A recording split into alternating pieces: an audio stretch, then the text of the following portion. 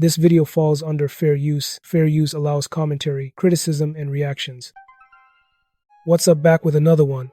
This clip breaks down Joe Budden reacting to questions around a new Black Panther affiliated leader. So let's check this clip out.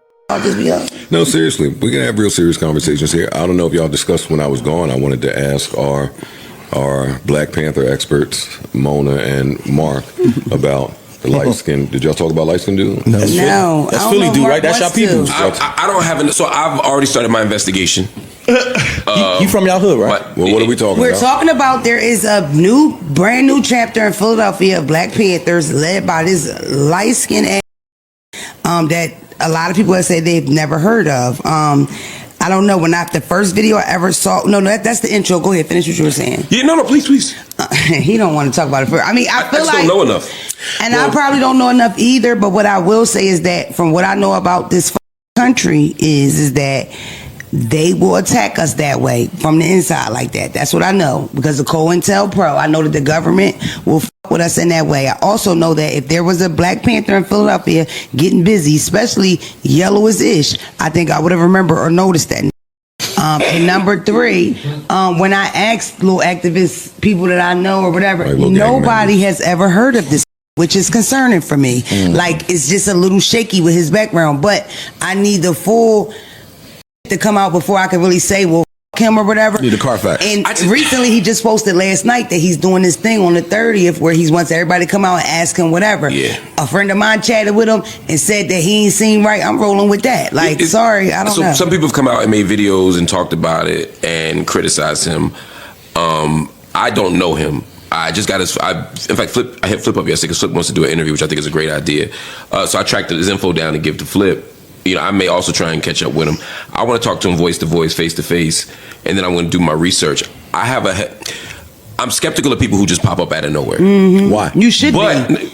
Because a lot of times when people pop up out of, it's the same thing we say about industry plants, right? It's like if somebody's in the music business, suddenly they just pop up and they got #1 hits and they didn't. If somebody was in that, then you would know. I would know. It's hard for you to be a Philly grassroots activist. I've never seen you or heard you. A Black Panther? Right. But the times, I'm sorry. No, just the only thing I would say is, but I've also been part of movements where people are just doing the work, and you don't see them, and people put a thing on your jacket like that's an agent, that's a Fed, that's work, you know. And I hate that because that also can do irreparable damage to somebody who just didn't seek the spotlight. That's what I'm thinking. That's what I was about to say. And like, right, I don't know, homeboy.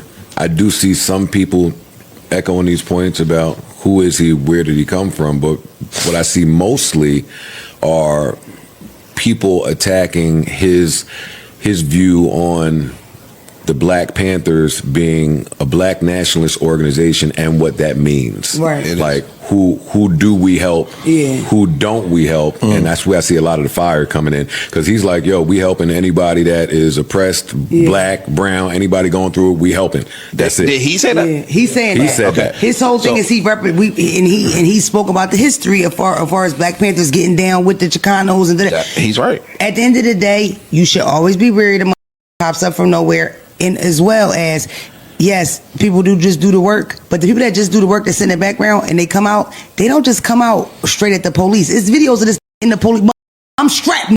That person that's in the background is not going to come out that aggressive. I just think it's kind of strange that he got all these videos. He's not getting his ass whooped. Ain't nobody. In the videos, when he's in these videos with these police, and he's being very, like, aggressive as you know what I mean? But it's Philly police, bro. Philly police are not. They're not coming back at him. They seem like they being timid. No, the very first.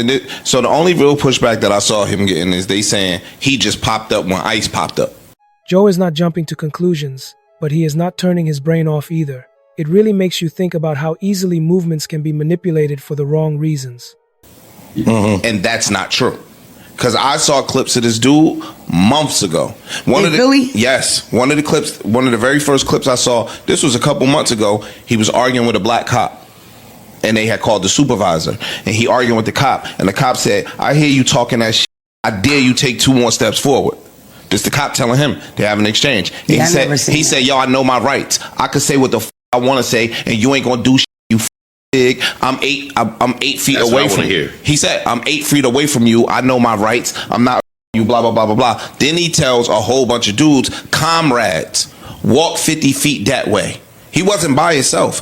And them turn and they walk 50 feet that way. And he like, yo, the Pennsylvania blah blah blah code 691 states that I could do X, Y, and Z. I know my distance away from you. I know my comrades' distance away from you. From the eye test, they standing 50 feet away from you, which is in the odds of the law. He just going, and then the supervisor came. And when the supervisor came, the supervisor wasn't combative, and the dude is saying, "Yo, y'all are around here policing this particular community, and y'all just beat this dude the other day. Something.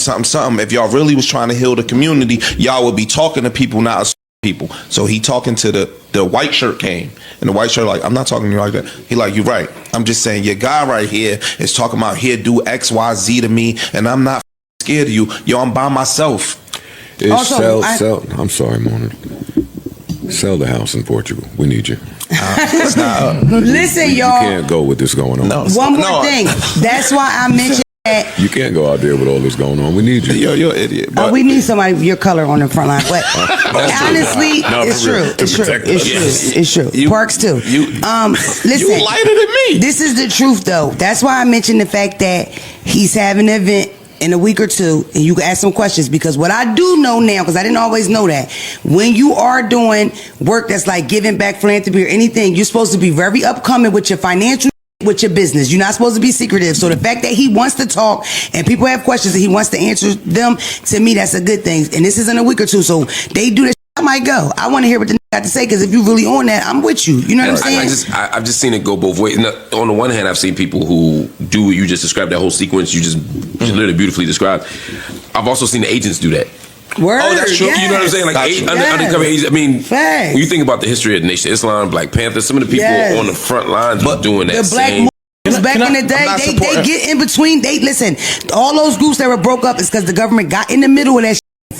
From the middle, and that's why I never talk about conspiracy theories, because I feel like back then in the 60s, when you were at that Black Power meeting or whatever, was saying, "Man, that nigga over there, Ronnie, I think he the government." And people probably thought you were tripping and you were a conspiracy theorist. Whole time that was a cop. He was police. But sometimes the point that Rodney was the Fed, exactly. And that's the tricky part. Joe Budden discusses a circulating clip involving a newly visible leader connected to a Philadelphia chapter claiming ties to the Black Panther Party, and explains why the situation raises both curiosity and caution. He says the individual seemed to appear suddenly, which immediately triggers skepticism because long-standing grassroots activists are usually known within their communities. Budden connects this concern to historical examples of government interference, noting that movements have often been disrupted from within, making sudden leadership especially suspect. At the same time, he acknowledges the danger of unfairly labeling someone an infiltrator when some people quietly do real work without public attention. He points out that many local activists he trusts have never heard of the man, which deepens the uncertainty, yet he stops short of condemning him outright. Budden also discusses videos showing the man aggressively confronting police while asserting his rights, questioning why such confrontations do not seem to escalate and why the leader appears unusually comfortable on the front line.